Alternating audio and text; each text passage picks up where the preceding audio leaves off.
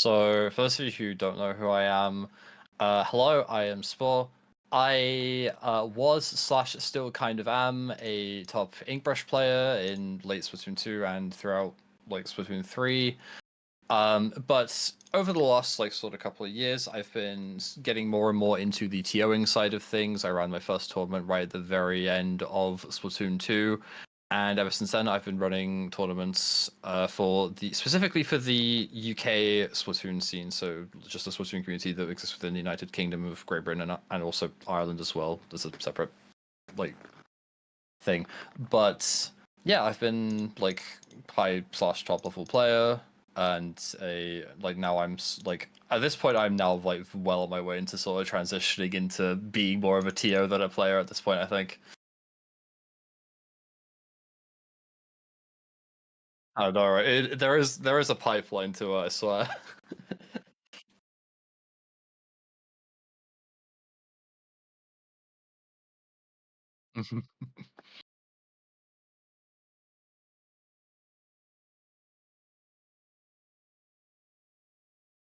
So it kind of started when I was about 13 or 14, and I was playing a game called Plants vs Zombies Garden Warfare, which was a third-person shooter made by PopCap. Plants vs Zombies, where like you had Plants vs Zombies. And that was a like surprisingly good game. But the reason I got into that game was because there was a YouTuber I liked watching called Zach Scott Games, who I think some other people might be familiar with who Zach Scott is because he's made so many videos about so many different games at this point. But at one point he started playing this game called Splatoon, and I was realizing that this was like right at the end of the PlayStation 3's life cycle because the PlayStation 4 had recently come out. So I was like, okay, I need to like get a new console. And Zach Scott Games had started playing this game called Splatoon, and it looked really really fun. The first video that I watched by him was of him playing the ink brush, like right after it had come out in the game. Okay. So it's funny how things like that just kind of influence you later down the line, I suppose. But I remember like seeing the game, I really wanted to play it, so I wanted to get a Wii U to play it, and I had to like basically like negotiate with my parents because my parents were very sort of anti me doing anything to do with like toy guns or like guns in video games or anything like that. Yeah. So when they saw that Splatoon was listed as a shooter game, they were like, "No, no, you are son, you are not allowed to play this game." And then I had to like get up YouTube videos of them being like, "Look, there are like there's these shooters, but they're like like the super soakers or whatever, and there's also like paint rollers in the game and that." And I think the agreement that I came to with my parents was that I'd be allowed to play it as long as I like mostly or just entirely played like the melee weapons. Okay. So like Fair. roller and brush and stuff. Uh and then yeah, I just like played Splatoon 1 casually. Splatoon 2 I got into competitive because of a video made by that SB2 dude. Which was like I think how a lot of people got like into competitive Splatoon during 2018. I remember that was like a really good period for the like just for the series as a whole, Yeah. to get in. And I have been sticking around ever since. Yeah, I mean that's one way. I think honestly for me, I think that's like one of the reasons why I got into competitive was literally uh just because of Dude. Like it's Dude and Kiver, because I remember like they popped up on my feed when I was getting more to watching Dude, and I was like, yeah, I want to play this competitively. I think like I remember like watching Dude's video and like I was all it took was Dude's video because the thing was is like I thought that I was good at the game and Hmm. I was like, oh yeah, I'm good at Splatoon, I'm an S rank. I could like I could be like a really good competitive player. And then obviously like there's this sort of reality check when you have that sort of mindset going into competitive where you realize that you're actually really really bad at the game.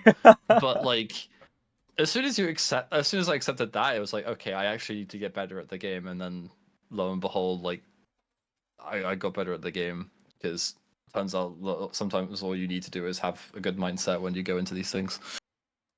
Yeah, part of me like I forget what made me find it, but there was like this really old video I had recorded on like this old camera I had when I think this was like 2018 when I was like kind of very casually not in any like the comp scene or anything, but like just playing casually. Um, and it was re-recording me playing the Aerospray, and I was like, I'm gonna be the best Aerospray player. Oh yeah. And it's like, I don't think so, buddy. Because when you get into comp, you realize that like there are weapons that just aren't good. I mean, like, see, like, it's funny you mentioned Aerospray, right? Because like, Aerospray was one of those weapons that I was never interested in as a casual, and I wasn't really interested in it for a good chunk of competitive. Hmm. But I start like once I got to like once I started getting more established in plus two and finding like people to play with, all the people that I really like playing with, and someone that I do miss playing with even now is Pika, like Pika Day Oh 465. yes, yeah. Um, and through speaking with them about like just this weapon can do this weapon can do that, it made me start like especially towards the end of Splatoon 2 when the game was very much just sort of we were waiting. It was like the Splatoon 3 waiting room at the time. I was like, oh, this is like a really good time for me to just try stuff out in scrims. So I would go into scrims and I'd be like, oh, I've been playing Sploosh 7 in Rainmaker, and then that progressed into let me try playing Neo Sploosh in a Rainmaker game in a plus two scrim, and it actually worked out really well. I did also try like both. No, I didn't try the gold aerospray, but I definitely tried the obviously the Booyah Bomb aerospray had the funny thing where you could just sit on humpback and spam like 15 booyahs a game Yeah, like really yeah. easily. But like I don't miss that. I remember like playing a scrim. It was against like Cherry Limeade, and it was like 3 in the morning for me because I'm in the United Kingdom, Hmm. and I was like, okay, it's Clown Blitz on Piranha Pit. This map is really, really flat. I'm just gonna see what happens if I played like the Silver Arrow with the Curling Rush. Because I was like, oh, Curling Rush is probably gonna be really, really good at killing people here. And I remember I went like 24-1. Because all I would do is ignore everything happening in the game, and then as soon as they would push like to try and take one side, I'd pop Curling Rush and kill like 2 or 3 of them. And that was 80% of the interaction I had with the match. I didn't play objective. I didn't like fight anything with my gun. I was just like, let me just paint the floor and curling rush. Yeah, just pay, just launch hundreds of curling bombs and just keep going from there. Yeah, exactly. It's like that. I remember like as well. Like back in those days, there was. It felt like there was like a lot more like freedom in terms of like you could pick something and it would actually work up to an extent. I feel like nowadays in Splatoon 3, like with the way that the game has gone and like the map design that is seen a lot, and like especially in like the common competitive stages, I feel like if like not necessarily like it is more restrictive, but I think people like think that the game is more restrictive than it actually is, and that's why we see so many of like the same sort of weapons all over the place. Yeah, because just the way the maps have been created, it feels better for more either, pure rushdown weapons that we've seen like a lot of certain shooters and certain mid lines, or it's like play from a range perspective. So there's just that huge gray area of weapons that just aren't really touched unless you get that rare player who's like a one trick and is able to use it to its like max capability. Yeah, and even then, like a lot of those one tricks that like were around in Splatoon 2, a lot of them have sort of like started like phasing out of like Splatoon 3, or they were phasing out over like the course like the first like year and a half of the game. So I mean, like I play Airbrush, right? So that's like one of those weapons that's like very much like you have to one trick it to like be good. Yeah. And I remember at the start of Splatoon 3, and like for the first year or so, that was like I was playing it, like you had Trizzy playing it, Rob was playing it, like Lucas or Lulu was like playing it, and then like New Meta stopped playing, so Lulu stopped playing. Rob like kind of just stopped playing the game.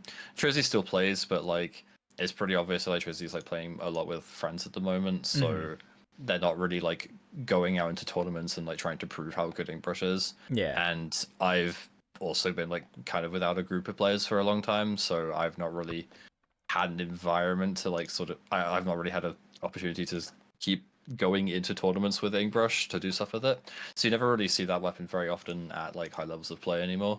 And Yeah. it's just an example of how like things have sort of changed over the last few years, I guess. Yeah, and especially since we're like pretty much at the end of Splatoon 3's life cycle, right? We're just waiting for any kind of announcement for things to go forward for the next iteration. It's just seeing a lot of the same old at this point, and maybe like one or two weapons that are like we're kind of like they're kind of like in that mid-ish area where it's like they could be really good for like certain map modes though. And that's really it. Mm. So how long have you been playing comp? For like most of the time you've like had Splatoon in general, or it was like after a while of like trying it out? I can pinpoint the exact date that I started conf actually. Not the not off the top of my head, but I remember my first tournament, and Hmm. like this is another one of those like kind of funny how things have turned out moments. Because my first tournament was a online qualifier for the 2018 UK Splatoon 2 Championships. Oh wow. So that was my first ever tournament, and I went into it with like two people who I had never met, and then we really needed a fourth. So yeah, this was like back in like sort of early low level where like you knew nothing about nobody. Hmm. So like there was no low ink like popcast to watch to like find Yeah. out who the latest like up and coming players were, you know. Yeah. So we like we just basically rolled the dice and we were like, hey, we need a fourth for our like for this UK qualifier, and we got this guy, right? Hmm. This guy called Snipes. Um, and I played like we're playing the tournament with this guy, and obviously we're not very good, so we're really not doing very well. Yeah. And like I remember like Snipes rage quit like halfway through the tournament. Like it was like we lost like some. I think we like lost a bunch, and then he got like really like upset and left because he was still like very much like a young teenager at the time. Yeah. Yeah. Um, and then like 6 years, like 6 years later, I played LAN with him and I won the LAN, and that was like that was a moment. I was just sort of like, it was I was like, on the VOD, there's like they had it the mic to like all of the players on my like pickup. Hmm. And we had like we to sort of give our thoughts like closing moments like I want to shout out these and this people, and I'm just there I'm just standing there being like, right, so I've just won like a LAN, which is effectively like a replacement for the UK Championships. Hmm. So I've won the UK champion, like I've won basically UK Championships, which is like one of my like long term goals in competitive. And next to me is Snipes, who I've played my first ever tournament with. Um, there's Yoshell, who I remember like Yoshell. There was like a similar event like a few years ago, and Yoshell at the time was still like in mid level. Hmm. Still really good for like still really good actually. Like just the team that he was on at the time was Yeah. like sort of like around Div 4. Um, but like obviously Yoshell's like come so far in that time, being like basically the best pencil like in the West, if not probably in the Definitely. world at this point. Um, and then there's like Tikimi, who was like another player that I like played with like towards the end of Splatoon 2, and I kind of like got him his big break and like super jump. So I was just kind of standing there, just being like, wait a minute, I'm standing next to three players who've essentially like grown alongside me for like the last god knows how long. Um, and also this LAN happened, and I'd like ran tournaments, like I'd run the online qualifiers for the LAN, so I was just kind of like, holy fuck. And so when the mic gets past me, I'm just like, oh, but yeah, yeah, words, we're here in the venue today. It's just like, We did this thing. We're here. yeah, I'm just like, yeah, we did this thing over here. Whereas in my brain, I'm just like, oh my god, oh my god, oh my god. What would you Yeah, say like your most memorable moment in the comp scene would be? Because I feel like that's got to be up there for one. yeah, that moment is one of them. Another moment that I like remember like pretty well is like there's a lot of stuff that I remember because like I don't know, like I've always sort of treated Splatoon like playing competitive Splatoon as a sort of like I guess like this like it's about the journey, not the destination kind of thing. Yeah, no, Because definitely. I definitely don't feel like I've like hit a destination point anytime soon. Hmm. Um, but I think some of like the most memorable moments for me is like I got into +2 on my 18th birthday. Oh, nice. Um, so that sounds like it might be a recent event. I am going to be turning 23 this year, so That's still a cool birthday gift to get at some point. it was a pretty cool birthday gift, but I remember like I got in and like because this was like at the time the plus server was actually able to vote people out, so like it was very sort of concerned with regulating like the upper and lower skill bounds. Yeah. So like this month they decided, okay, we're going to let a whole bunch of players in, and we're going to see if any of those players are like good enough. And I was one of the players that they let in. I had like very mediocre results. Half the results that I had achieved by playing a quad ink brush like pickup alongside like Pika, Krakenmare, and Opeye. And I got into plus 2 of those results, and then not even 2 weeks later, a bunch of like the more influential players in the server are like, "All right, guys, the quality of practice has dipped significantly. We're gonna like, we need to purge a bunch of people from the server. We need to like we need to nuke this thing." God. And I'm just there like, "Oh God, I just got in, and they're talking about like kicking a whole bunch of people. I hope I'm not one of those Yeah. people." And then yeah, I didn't get kicked, and um, I'm still in. How many months has it been? Like 48, 53. This will be month 54, I think, Wow. of being in plus 2, consecutively. So that's the thing. In terms of like other memorable moments, I guess like kind of also tied to plus 2. Though this one's like a bit less of a happy memory, I suppose. When you're in a server like the plus server, you like, especially like someone like me who I have autism, so I kind of need to, if I'm not playing with like people that I'm comfortable with, then I play a lot worse and I often Yeah. get very anxious. It's really important to find people that you really like playing with. And there was a player that I really like playing with in plus 2. He got on a little while after I did. A guy called Kronos, he was a top player in S1, but he took a break, and then he came back to Splatoon 2. Playing like CDS instead of Range Blaster. Okay. And I got along with him, and I really like playing with him, and we'd often do like pickups together. And then I got a message. It would have been about like, oh, it would have been like about three. I want to say it was like 3-4 years ago. Like roughly. I get a DM from another one of Kronos's friends to say that he'd passed away like unexpectedly of I can't remember, like he was just gone, like just like that. Yeah. It's sort of like, it's one of those things that you don't really expect to happen. Like a lot of people in the Splatoon community are like quite young. I mean, I was like 20 at the time, I think. And yeah, it's just one of those things that hits you really hard because it's like, it was a very like sudden, unexpected thing to have happened. And as I say, I really like, it was one of those things where like I played with him a bunch and we got along while we were playing the games, and it's, I would have liked to have gone. I would have loved to have gone more of opportunities to get to know him better, especially because my team and the team that he made, a team called like my team, Churits Mafia, his team was a team called Deep Dream. We were often like scrim partners as well, so we'd often scrim against each other, and there were like good vibes between that as well. So it's one of those things. I think the other like memory for me that really sort of like stands out, like at least one of them, it was Splatoon. Like it was almost 2 years ago now. So Splatoon 3, and after like disbanding for the god knows how many time, Churits Mafia, Team Chat was just like, hey, there's this tournament coming up.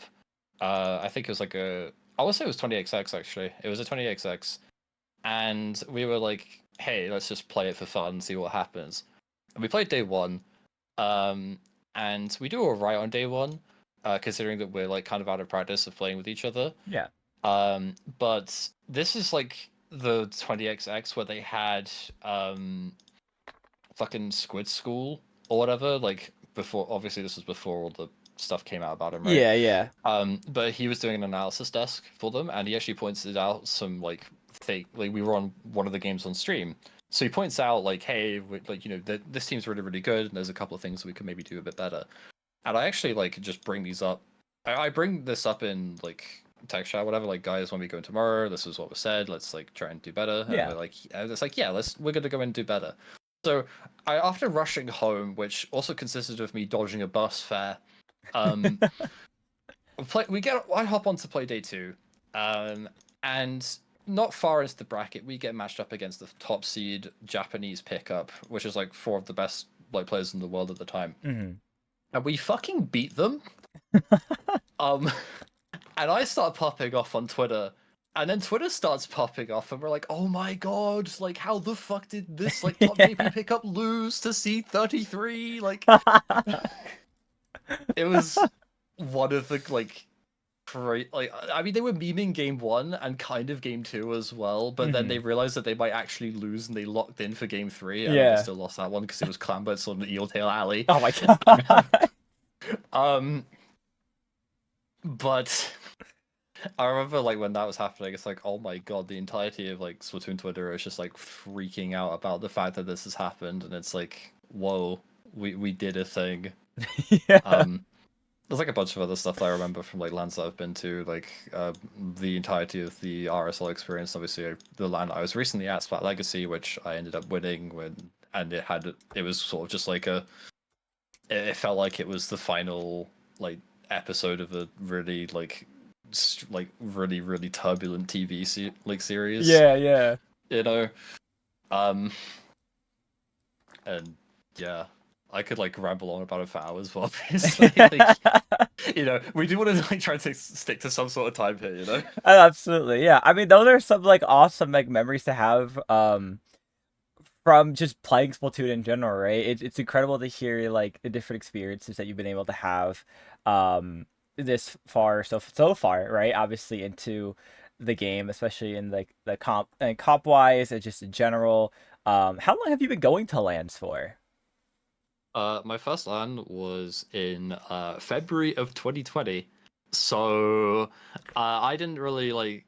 Literally, like I went to the LAN, and then less than a week later, lockdown was announced in the United Kingdom of. So, like I was Winter Breeze, that one, and I went with a couple of other like sort of mid-level UK players because I myself was a mid-level at the time. We didn't do like exceptionally well, exceptionally poorly. We played to our seed. It was fine. Yeah. The main thing I remember about that Lando was essentially, well, 2 things. One, it was the creation of Pink Pixies, which is like a really like strong UK pickup that like every time that UK champs was brought up, it was like, yeah, Pink Pixies will probably win that. And that was what people were saying for like until basically the UK champs were announced for Splatoon 3. But the other thing that happened was I got knocked out by basically like the content creator pickup, I'm gonna call it. Okay. It was like Dude, Milana, Barry, and I don't remember who the 4th was. Oh yeah. But I remember after the set, Barry, like as we're standing up with we're like shaking each other's hands or whatever, and then Barry is just like, all right, which one of you was the brush? And I just get this like I just start grinning, and I look at him and I just start grinning. And as I'm shaking his hand, he stares at me dead in the eyes. He's just like, bro, your brush is so filthy. It's so fucking filthy. And I'm just like, it's like, I know that sounds like it's a really sort of like bad thing to say to someone. Like, oh my god, your weapon is so fucking filthy. Oh my god. Yeah, like in the comp scene, that's a compliment. Yeah, like it was a really big compliment at the time because I was sort of like, obviously I was like wanting to get better at the game, and I kind of needed a boost in terms of like realizing how good I was starting to become, I guess. So it's one of those like really nice interactions that I remember. I've never like interacted with Barry before or after that point, but it's something that I remember, and I'm like, yeah, I remember when that guy said that, and it was one of the first like really big compliments I remember getting in the scene. Obviously LAN stopped happening during like COVID. Yeah. I started going to LANs again in 2022. There was a UK LAN called Splat Reunion, which was basically intended to be like the first sort of like LAN tournament since like the whole pandemic thing happened. Yeah. And so I played that. I was one of the I basically got invited to it because during the lockdown period, Chivas Mafia was like the undisputed best team in the United Kingdom. Mhm. So we would basically just rock up to all the online events and stomp them. Um, there was like one event like which was called like I think it's like Gfinity Inc. series, and it was basically like 4 tournaments, and the prize for each of the tournaments was £10 worth of gold points. Okay. So um, I technically participated in all 4 of them, so I got 40 quids worth of free gold points off of that, Hey. and that was what I used to buy Splatoon 3. So Splatoon 3, like I got for less than a tenner, which is like really good. Yeah. But yeah, we got because we were like dominant during the lockdown era. We got invited to the Splat reunion, and we played that against 3 other teams. One of which was Zeroshell's team at the time, a team called Unlucky.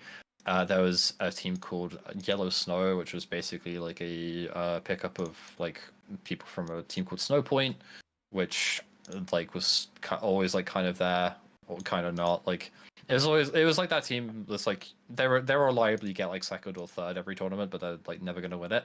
Yeah. And then there was a team called Way or like Way, and they're like they were basically just like there for the shits, but they ended up winning. Well, I say they were there for the shits.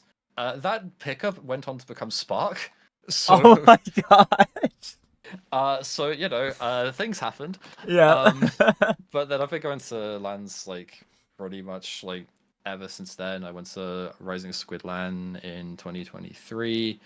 So that was my first time doing a LAN abroad. I went to the Netherlands for that. Um, and it was quite a fun experience. Um, I got like third in that LAN. I played like with probably one of like the strangest LAN lineups like in all of history. It was like me, Ninja, Margin, as in like the Margin from like the really really really good Margin. Oh yeah. And then there's like Dutch player called Ayato, who like he was like a tri-slosher one trick. So we were Mhm. running like Rapid Blaster, Pro Deco, Ink Brush, tri-slosher, and like whatever Matt was playing, because Matt didn't really play the game. Um, so it was basically just him picking weapons and being like, I hope this works, and most of the time it did, because. Matt used to be really good at the game, and if you get good at Splatoon once, you kind of don't ever lose that. Mhm. Um, Aside from that, I like 2023. One of the lands I went to was also this will be relevant for obviously we're talking about NSE. Mhm. One of the lands I went to was the NSE finals, um, which was held at a gaming convention called Insomnia, Okay. which is held in Birmingham, and I won that with my university at the time. So that was like my first ever like LAN win. Mhm. Um, And then, yeah, but I turned up to Breeze in 2023 as well with a pickup. I got fourth, and then yeah, this year I went to 2 LANs this year. Splat Vibes, which is a UK only LAN. I didn't go as a player, but I went as a spectator. Um, Basically, I just wanted to like hang out with my friends, and Yeah. then Splat Legacy was obviously the other LAN, which I ended up winning. So yeah, I've been like I'm quite seasoned with LANs at this point, I would say. Mhm. Like there's been a lot of like different challenges with all the LANs that I've been to. I also went to the 2023 UK champs, but like I was there as a spectator because it was a 5-man roster, and they were Mhm. kind of just like, okay, well we want to start practicing in July. You're on holiday for like basically all of July, so we're gonna like practice with the other 4, and that'll be our roster for UKC. And I was like, what? And they were like, yeah, okay, that's what we're doing. And I was like, okay. Yeah. Fair enough. Yeah. That's cool though that you've been to so many different types of lands, and it's just so unfortunate that after your first land, the world pretty much shut down. But I it's was, cool to yeah. see that it's made its way back, especially because like, and like here in the States, right? Like obviously, like I've seen local after local pop up over and over, majors here and there. But it's really cool to see from like on the other side, what you guys have going on. It's really cool to hear that there's a lot of um consistent options. No, I mean that's someone from the other side of the pod, like looking into like the US side of things. It's really cool that there's a lot of locals being set up, and it's sort of like this year. like most of the UK lands I've been to have all been organized by the same guy, Hmm. and he's taking a very well-deserved break this year. Yeah. So I like, because considering I've run like online tournaments for the UK scene, and I've got some like connections who also want to start looking into running like offline events. Like I'm basically looking at these like US locals and being like, what are they doing? What could I like change about it to like make this work better for the UK, or like even like right down to like stuff like equipment or like entry fees or like Yeah, different absolutely. strategies that people are using to just like turn up. Like it's really nice to like see like local tournaments like popping up all across the US. Yeah, allows you to have that kind of like alternate perspective and share ideas and get ideas to like help improve. Mm-hmm. So how long have you been in the collegiate scene for Splatoon? I was there basically when it was founded. So well, for the UK side of things, Yeah. I've not really been too involved with like the CCA side of things. Hmm. With the exception of when I did a collaboration tournament with them called Collegiate Crossfire, where we took the best teams, like the top four teams from NSE, the top four teams from the CCA's first division, and Hmm. we pitted them against each other. The a CCA team won that, but in the finals there was an NSE team, so it's Oh, like nice. it's really it's. I thought that was really cool. I was like, all right, let's go. One of my boys made it to the final. That's Because it was always really exhilarating. we were so unsure about how like the teams were gonna stack up at the time. I remember, Hmm. um, but like they ended up being very good matches for each other for the most part, so that was cool. But as I said, I've been around in like UK collegiate scene since like the very beginning. Nice. I've like before Splatoon 3 was released, I messaged Pixel Squid. Pixel Squid's the guy who like basically has run like most like the vast majority of the UK scenes tournaments. Hmm. And I was like, "Hey, are you in university? And or do you know like any contacts for like people that are like could potentially set up like a Splatoon like into the university like Splatoon tournament for like the different universities?" University is what we call like college. Yeah, yeah, I Um, figured, yeah. yeah, yeah. Um, and he was like, "I'm not at a uni anymore, but I know some people." So he went ahead and messaged those people. Those people were from a company called National Student Esports, and they held a single Splatoon tournament in like October 2022. And it was meant to be just like it was just a one-off tournament. I think they were using it to gauge interest. Yeah. Um, and they were like quite pleasantly surprised by the fact that there were like a decent number of signups. Okay. And I played that with my university at the time. We came second. We lost to who did we lose to? We lost to the University of Bath. That was it. Um, it's Bath, not Bath. By the way. Um, got to get that out there. Yeah. Um, but this then prompted NSE to start wanting to run more Splatoon tournaments, and NSE also because they're like a company, like a company where like people get paid and stuff. Okay. They also have like a professional relationship with Nintendo. So when Nintendo was looking for ways to run the UK Splatoon 3 2023 qualifiers, and they saw that NSE wants to run a Splatoon tournament, the two teamed up and they ran the first ever NSE Splatoon 3 University League. That was won by my university at Insomnia.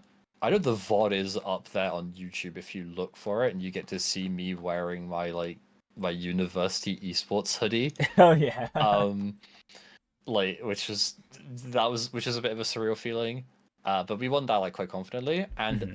that tournament turned out to be a spot for the 2020 like the winning that tournament was a spot for the 2023 UK Championships. Wow. I was to play with Churros Mafia at the time though, so I basically just like got my mates to qualify for UK champs for, and then like played like what just said I was going to play with another team instead, which we weren't told about the prize being like UK Championship qualification until after we had won the tournament. Yeah, yeah. So it's like it's kind of just got put on us, and it's like I was like, well, I was already going to play with these people, and it was a 5-person roster on my uni anyway, so it wasn't really that much of a problem. It turned out to be really useful later on down the line, though, because for the UK Splatoon 3 2023 championships, one of the several things that happened was Nintendo basically told people that, yeah, we're not going to like cover your costs to like get to the venue or like accommodation or anything like that. We'll give you like they gave us like free tickets for the for the convention where the final was held, which was funnily enough also an Insomnia, but they didn't like give us any sort of like accommodation, any sort of like they didn't like try and subsidize our travel costs or anything like that. And one of my mates on my university Splatoon team happens to live like quite close by to the place where the con was being held. So he set up a tent in his back garden, and it was like me and Ips and all of the guys from the university team, and we all like just there were two girls and they like slept in the bedroom because obviously you don't want like guys and girls like sharing a tent ideally. But we all like stayed in a tent in his back garden for the night. It's like the worst sleep I've ever had. I can only imagine how comfortable that had to be.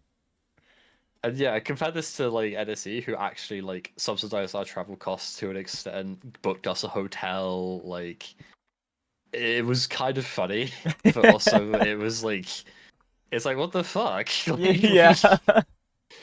like we got we got more stuff covered for the qualifier than we actually did for the bloody championships. But yeah, as in terms of my involvement as like an admin, that's been more recent. So originally, I don't even remember who was like doing admin stuff for it initially, but they realized that they needed to hire a dedicated game admin. So they hired Pixel Squid in that role, and he did it for I think like 1 or 2 seasons, and then he wanted to take a step back from it because like Pixel has like 50 million things going on. Like he's like a game developer, but he also has a full-time job, but he's also like he was doing a whole bunch of stuff to organize Splatoon Land, so it was like very much like workaholic. And he was like, okay, I need to take a step back from this. So he took a step back from NSE, and they put out a thing in the Discord being like, hey, we need to have like a new Splatoon admin. DM, like it's like fill in this like Google like Sheets form, and then we'll look at them over, and you know, if you're like successful, we'll give you an interview or whatever. It was literally like applying for a job. Yeah. I applied for the job because I was like, I wasn't at university anymore, and I was like, you know, like it's a little bit of extra cash, and it's something I enjoy doing anyway. Like I've done this for free, and it's like I can put it like I can include it on like CVs and stuff if I decide I want to like work in the esports industry more like full time or whatever. So I put in an application. I made it through the interview. I did the interview, and then like I got the role, and I've been NSE admin for about a year now. Nice. So yeah. What's it been like for the past year working with them for stuff like this? It's really like relaxed, honestly.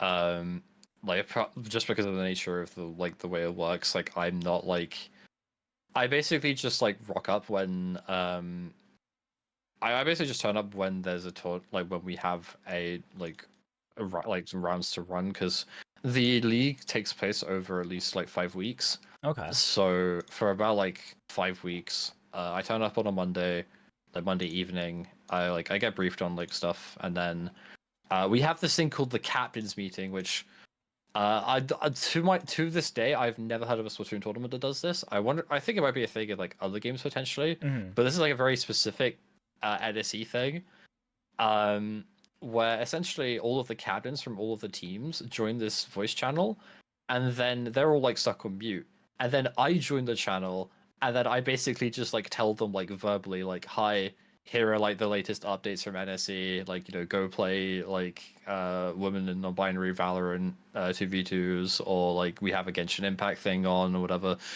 and then I brief them with stuff about the tournament, and then they go off and play their games, and I basically just like sit and like watch help desk and make sure that things are running smoothly on like the tournament, like the back end of the website and that. And Yeah, it's really, really, really chill. Nice. Even after like I've picked up working full time, like on Mondays, I still have like full commitment to doing it, like doing NSE on Monday evenings, because it doesn't feel like work, you know. Yeah. When you enjoy doing something, it doesn't really feel like you're working very much. So I can, even if it's like a really long Monday and it's like I can still just like turn up, like cook some pasta real quick, and then just like help NSE run that tournament, and then yeah.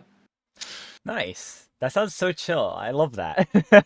It's so chill. I mean, like half the time, like I'm in a voice call with the other admins for like at least 3 hours. So we just like talk about like all sorts of like stuff. And it's like it's basically just like I guess the best way I think I can compare it to is like if you're working at a company IT department and like there's nothing Mm. really going on, so you just kind of chat to your coworkers for several Yeah. hours. Like Yeah, that's probably the best way to put it. Pinky in the chat asked if the Turf War best of three as the first game was your idea. well, so for Nintendo's like championships, so you might remember for this for like UK championships or for NA championships, Turf War BO3 counting as game one was the standard, and this was like what Nintendo had forced NSE to run Okay. for the first like iteration of their league, because that was in collaboration with Nintendo. Yeah. Um, and it's sort of just stuck. And when I became the admin, I was like, okay, I can make some changes to the league format here. You know, I actually decided to keep the turf four in. I was like, okay, I want to keep turf four in, but I don't want like teams to bullshit wins out of a single game of turf four, if you know what I mean. Yeah, yeah, yeah. And turf four BO3 counting for one game is basically the best way to do that if you want to include turf. Hmm. Like, it's a strange format. Um, and like I think it does take a little bit of like getting used to it, just like wrapping your head around it. But if you can but it reduces the risk of like teams just cheesing like set wins because they've like they just happen to like wipe their team in the last 30 seconds and like game Yeah. five or something. Which is like the worst possible way you could lose a set in my opinion, or like one of the worst. Um, this is also why like Tough BO3 is always game one.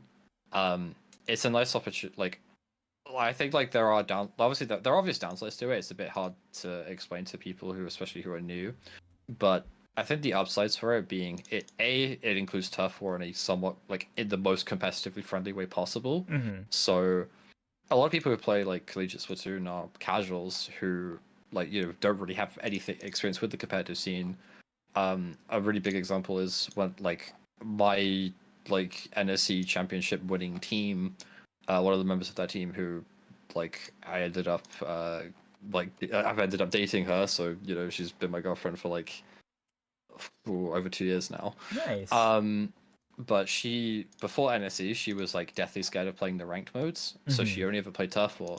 Um, and she basically like turned up because it was like, there's Tough War in this tournament, and I'm playing with three other people who aren't as scared of the ranked modes. And then through that, like being introduced to the rank modes in like a way that wasn't like really really scary, like she's ended up like just becoming a competitive player full stop, and she's just been like rocking around low level for like the last year or so, which is really really cool. So that's like part of reason why I include it. It's like if you want to get into competitive, Hmm. I think you need to make sure that the tournaments that you are running are a good way of easing people into competitive. Yeah. And you need to like and a lot of tournaments these days like do it by running what is like quote unquote standard. It's like, we have a standard rule set, our map list is like pretty standard and we run like only zones or all modes. But really like what you want to do is you want to try and understand the audience that you want to attract with your tournament. So in my case, I have to accept the fact that a lot of the people that will be playing in NSE will probably be people who don't really know how to play the rank modes or don't like the rank modes very much. And so it's about finding a compromise and a way to let those teams who might have three players who really love playing the ranked modes and really hate playing turf find a fourth like more easily as well. Yeah. It's basically just about like so in terms of like the tough or BO3, it's like, yeah, I understand like the negatives behind having it in, but also like I think then like the downsides of it being there are worth it, considering that the upsides mean that it is like a lot more casual friendly, while also not being like too irritating for competitive players, if that makes sense. Yeah, no, absolutely. And I think it allows for people to like even those who are like really competitive, like it's a nice way to kind of just get used to like controls and everything, especially because like there's always like the first game jitters, right? So I feel like turf war is a Hmm. nice way to just kind of ease them into that setting of like, okay, I'm playing in person, I'm playing competitively. There may or may not be people watching regardless, but like it allows them to just chill.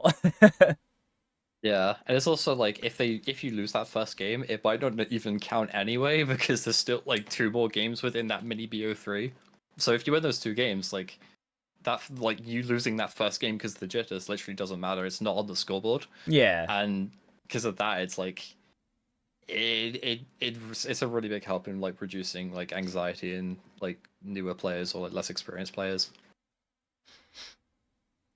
Yeah, I mean, it makes sense to me. I kind of just like the idea of like, especially in like like this college and school scene of Splatoon. It allows people who are casual to put more effort into that, and trying it out rather than just being like online where it's like, oh yeah, we have like low level, we have like mid level, but like you have to play like the four modes that aren't turf war to Yeah, start off it out. it really is just like as I say, it's about finding that entry point. Yeah. If you don't have a good entry point, you're not going to get people to try out the game like in a competitive sense, you know? Yeah. No, absolutely. That makes sense to me. So I know you did mention that since you're not in uni anymore, you're more of like the towards the TO side of things and actually competing.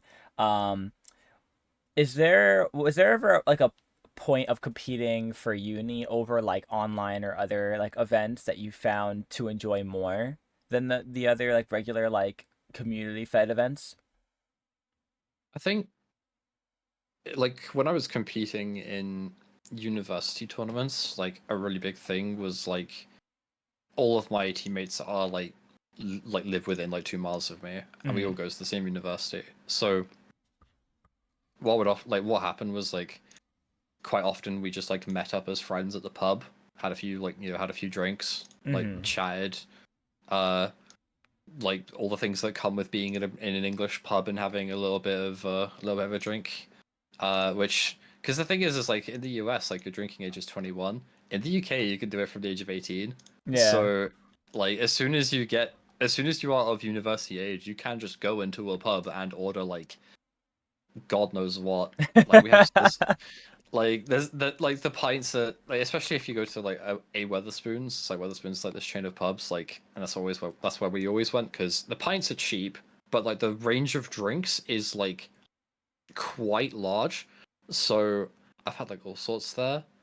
Um, but like we would go to the pub together and just like hang out as well as like playing Splatoon online together, and that's like a really big like thing. I Yeah. think like if you're playing Splatoon online with like other people, it's like I enjoy like the people that I've met through this game online, and I've hung out with like the vast majority of them in person at least once at this point. Hmm. So to me, like they like once I've hung out with them in person, it's like yes, this person is now like a friend and not just like oh they're an online friend. Yeah. They're I not the still have that voices in sort of my very head. yeah, they're not the voices of my headphones. They're like in front of me, and they have like a face and like hands and shit. Like, like they wear clothes. Yeah. They're not Like, just a disembodied voice. This is yeah, crazy. they're not just like a disembodied voice. There's like a person you can actually attach the voice to, and it's like even if you've like seen pictures of what they look like when you actually see them in person, and their mouth moves when they're speaking to you, it's like oh my god, like. But as I say, like with the university stuff, like that sort of thing just like sort of comes naturally, because like we first started playing online, and then there's sort of like it didn't even, nobody like said anything, but I think we were all like thinking this thing of like, wait, so we're all the same university, and there's like a gaming society meetup every Monday. What if we just like all turn up to that? lo and behold, we all turned up to that, and there was like a Splatoon table that played the game for like a while, and we just like hung out. We hung out and played the game. Mm-hmm. I remember like the first season that X Rank came out, I was on the like university Wi-Fi, trying to push my like my 2900, and not being able to find games because it's like it was it was the first season of X Rank, and it was like the last couple of like weeks of the season, so no one was around. And I was like 30th in the leaderboard. I ended up at I stayed at 30th in the leaderboard for the whole thing because literally no one could find games because I picked NA. So like being able, as I say, like the big thing is like you can very easily hang out with people. Mm-hmm. It's not like like literally everyone is within the same like town or city or whatever. So if you want to like just hang out, you can. And as I say, like I remember not only like the stuff I've done online with them, like we played Mario Kart online, obviously Splatoon as well, but we've gone to the pub and gone like a massive amounts of hooch. If you ever go to a UK LAN, buy a bottle of hooch and drink it if you can. It's a very good drink. Not sponsored, obviously, but Yeah. you know, uh, really really nice drink. It's like this alcoholic lemon. It's kind of like alcoholic lemonade, I guess is what I call it. But it's really really nice. Just like downing balls of hooch and like listening to groups of like girls with incredibly posh accents, and we're just like, oh my god, like no way those people exist. Like You always read about or like see them like the memes about it, and you're like, no, dude, this is real. These people exist out there.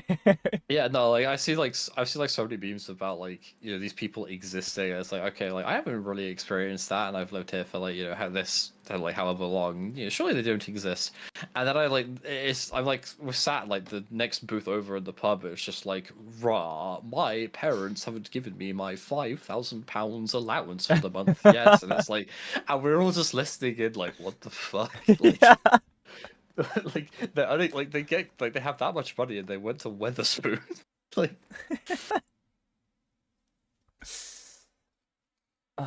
That's honestly, I think the best way that the best thing I've heard from when it comes to like comparing the like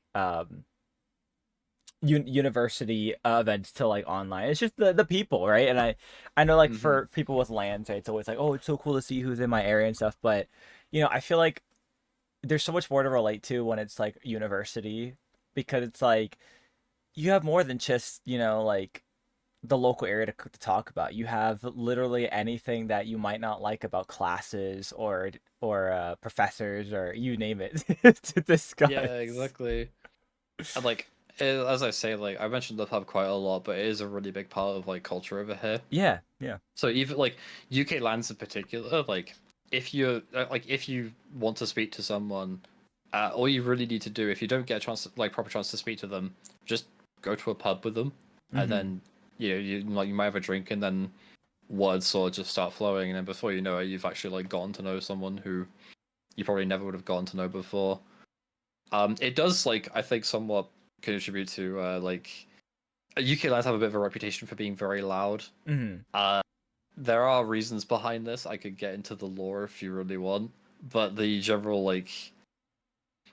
thing of it is like a lot of the people, because like the community is like quite small, it's quite tight knit, and we've all drunk together multiple times at this point. like it very much just is like one big like massive like friend hangout.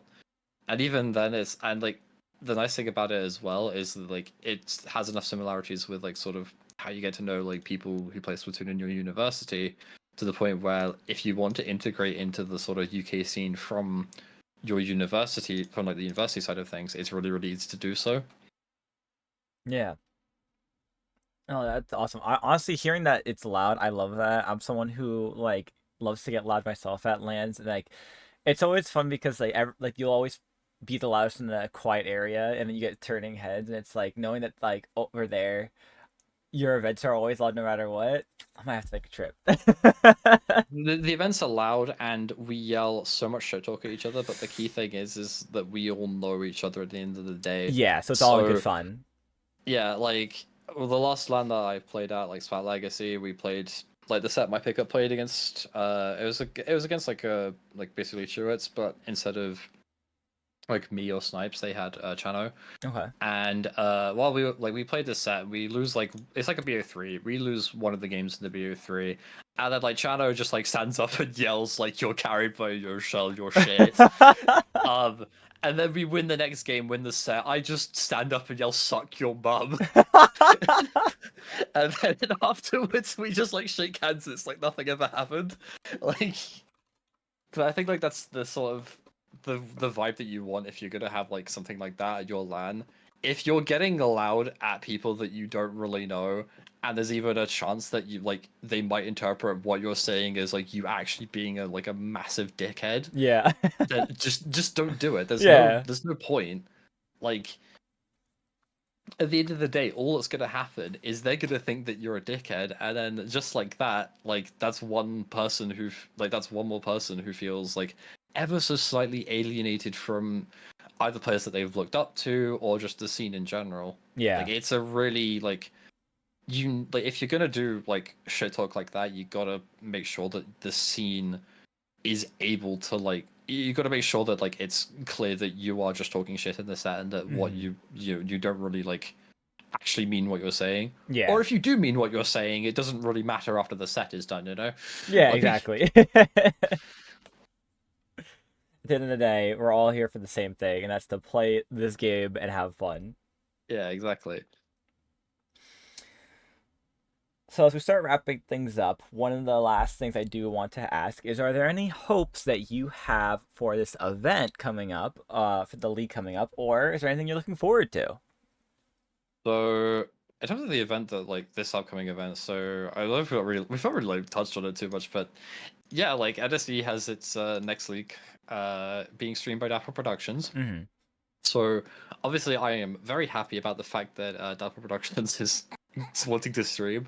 For a while now, people have been saying that they wanted an NSE stream, and like NSE doesn't tend to dedicate many resources to like streaming their like sort of online competitions. Mm-hmm. So for like Dapple to be like, "Hello, we want to stream your tournament," and I'm like, "Yay, I want someone to stream my tournament!" Like, it's really that's something that I'm really looking forward to in and of itself. Like the UK like collegiate scene is one of those things which like I think it's been like quite underground for a while. I've heard from like Hollow. Funnily enough, Hollow actually like got started in like the competitive Splatoon scene through NSE as well. Oh wow. So the NSE has produced like it's one of those things where like you kind of look at it and you're like, oh, what is NSE? Like, do I know anybody that's played NSE? And it's like, yes, you probably know. It's like there are multiple people in the Splatoon community who are very prominent who have played NSE. Yeah. Yoshel has played NSE. Hollow has played NSE. I played NSE. Um, there's several like other like there's a whole bunch of like other people as well. But I also, as I say, I hear from Hollow that like NSE is like a pretty big sort of like a quite large source for new like low level players because Mm-hmm. it like collegiate tournaments are like for a lot of people their first experience with competitive Splatoon, and so I guess like one of the main hopes that I've got is this NSC season is looking like shaping up to have like the highest like ratio of competitive to non-competitive players like Okay. ever. Yeah. So I'm really interested to see how it will look in terms of like the standings, like like which teams have gotten better since last season, which teams like haven't improved as much. Um, the big thing that one of the other things that I'm looking forward to as well. So all right, like I don't like this is a question that goes out to like TOs, I guess, in general. But like, when you have a tournament that you're TOing and you see all the teams that are signed up, do you have a favorite? Like, do you have a favorite team in your bracket? I feel like most TOs do, from what I've seen. Like, maybe they don't like say it, but I feel like some TOs definitely do. Yeah, like I don't say that I have a favorite, but I do have a Yeah, favorite secretly you have NSC to. team. I do have a secret favorite NSC team, and I'm really hoping that they turn up because like they're one of my favorite. Like they've been my favorite team ever since like even when I was playing in NSE. Like Hmm. I like seeing them be like in the tournament. Um, if anyone can guess like which team it is, I will be very surprised because it's not like the only thing I'll say, like the only hint I'll give, I guess, is it's not one of the teams that like tends to do like especially well. Mm-hmm. Like it is one of the like sort of rocks up gets O2'd kind of kind of teams, Yeah, yeah, but yeah. like they're like that's kind of why they're my favorite. They turn up and they try their best, and then and then like obviously they don't make it through to the top rounds because they're not able to like win enough games or whatever. But the fact that they've been turning up to NSE like for as long as they have, and the same thing has happened to them every single time, like I have immense respect for it, and I really hope that they continue playing in NSE seasons. Yeah, it just shows that they're not in it to win. They're in it for a good time. Yeah, and if teams are showing up just to have a good time, then yeah, I guess I'm doing something right, right? Absolutely. That's the way I take it. It shows that no matter what happens there, it's an enjoyable experience. Yeah, exactly. And like all the people that bitch about turf war, it's like, well, you bitch about turf war, but fun fact, did you know several other teams that like play in this league other than you, and they turn up all the time? Like, Who doesn't like therefore, Turf War now? who doesn't like turf war now? Checkmate. Like, Oh man, I love it. All right, well, those are all the questions I personally have for you today. So I'd like to give this opportunity to you to add anything else that you'd love to mention or go over. The floor is yours, really. yeah, so I guess in terms of like things I want to go over, obviously, watch NSE.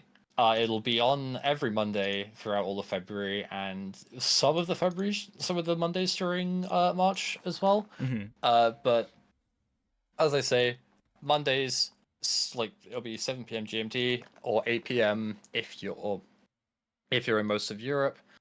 That'll be when the NSE sets will be streamed. In terms of like other stuff that I want to like mention, I run like online tournaments for the UK scene, and I know I briefly mentioned this before, but I am looking into running like offline tournaments. So if anybody has any experience, like please, please like give me words of wisdom so that I do this properly. Um, yeah, in terms of like other stuff, that I might want to like talk about, I suppose it's like yeah, it's kind of insane to like be on here as a TO, like considering that as I say, like I've been like a long time like competitive player, and now I'm like in this position, being being interviewed as like primarily like I think a TO, Hmm. as opposed to being a competitive player. It's like quite a strange shift, I guess. Yeah. Um, You saw somebody ask questions of like, "Oh, how did you do that play? What was the thought process?" Now it's like, "So tell me about like you and what you do, and then also how is it like this event?" yeah, literally, it's just like yeah, it's also kind of refreshing because like I get asked like quite a lot about like, and I have been like asked quite a lot about like advice fitting brush, just seeing as I'm like one of the main like sort of Western representatives of the weapon. So it's it's odd, but also like sort of like a welcome kind of odd to like just kind of be in a situation where you're asked a bunch of questions and like not a single one of them has been like, hey, so like how do you play Ingbrush in the current metagame in Splatoon 3 for the Nintendo Switch? Like Yeah. it's just really nice and refreshing in that way. Yeah, it's a good change of pace. Yeah, 100%. I guess like if I were to like shout anything out, obviously like Mm, I absolutely. have. Yeah, I have Twitter, which I don't use very often. I have Blue Sky, which I was like, I'm gonna use this, and then I still don't use it very often. Uh, I'm Spore Cloud on Blue Sky and Cloud Spore on Twitter, so have fun with that. Um, I've also like want to give a. I also do like stream very occasionally. Like I've sort of been like now that I work full time, it's been like quite hard to find time to stream. But Mhm. occasionally, I will do streams for either like just me playing the game or my tournaments on twitch.tv/sport_. Um, and yeah, aside from that, like I think the only real thing I've got left to shout out is obviously like go like follow NSE. It's like at NSE.gg on basically NSE_GG on basically like all their socials like Instagram and Twitter and that. Mm-hmm. And yeah, for those of you who are watching the stream version of the podcast or watching the VOD or whatever, if you like my profile picture as well, it's Jigo Splatoon on Blue Sky. So, you know, very good artist and a really good friend of mine as well. Cannot recommend her enough. If you want some really good looking art to slap onto Discord. Let's say our community has struck up so many great artists. I love seeing all the different art styles and everything. Yeah, like there's so many, like there are so many artists, and like if I guarantee, like if you don't know, like if you have, like if you see an artist and you don't like their art style, you will absolutely find like another artist whose art style like just clicks with you perfectly. It's a really like cool side of the community, and one that I'm very glad to throw my money at whenever I Yeah. get paid by NSE. I feel that so much. But the urge to get commissions is real. That's all I'm gonna say. It's like just if especially there's an artist like you're dying to, and then they're like, "Oh, I'm opening commission soon." You're just waiting on their page, hitting refresh for that post to come out that they're open. Oh yeah, I've had like a couple of like commissions from like Jinko, in the past, and it's like whenever Jinko puts out their commissions, it's like I'm opening slots, and then it's like please reply if you're interested, and then you refresh and 10 people have already replied, and it's like oh my god. Yeah. Like it's like not even half a second goes by and everyone's replied. It's like, I hope I got it. I hope I got it. Yeah, then like you wait for that DM, and then if you don't get that DM, or if you get to be like sorry, like maybe next time, then it's just like no, Yeah. what am I gonna do? I want art. What would I spend my money on this time? There's so many things you can like spend money on in this day and age. Like, you know, Oh, so true. No, absolutely. But art's the more fun one. true. Art is always more fun. It's something you can look at and appreciate. You know. Yeah, exactly. Especially if you're able to use it as like a profile picture or something, like a background. Like it just looks so good. Yeah, like especially like once you hit that point where you've got enough art that you can cycle through like different pictures and stuff for your art as well. It's like that's when you hit like the real conundrum because it's like okay, I have like art and I'm gonna you cycle through it and then you realize I want to change my like profile picture to be this vibe, but then that picture doesn't really exist. So Hmm. then you're like fuck, I'm gonna have to like commission someone so I can like Yeah, get that vibe, you know? absolutely. So like whenever I get commissions, I always like try to think of something unique to ask for it. So I'm like, each one is like vastly different than the next. Yeah, exactly. You want to like make sure stuff is different, just to make sure your like art stands out, I suppose. Yeah, it keeps it fresh, keeps it good. Yeah. All right, well, if that's everything you have to add, I think that will mark us finished up here. Hmm. So, Spore, I want to give a huge thank you to you for coming on out and discussing the upcoming Spring League. And as Spore mentioned, every Monday of February, bleeding a little bit into March, tune in on Dapple Production. So, right where you're watching already to catch some uni Splatoon action. I've been your host, Cactus, and you've been watching the Cactus Patch. Thank you all so much for coming and listening, and we'll see you in the next one. Oh, 7.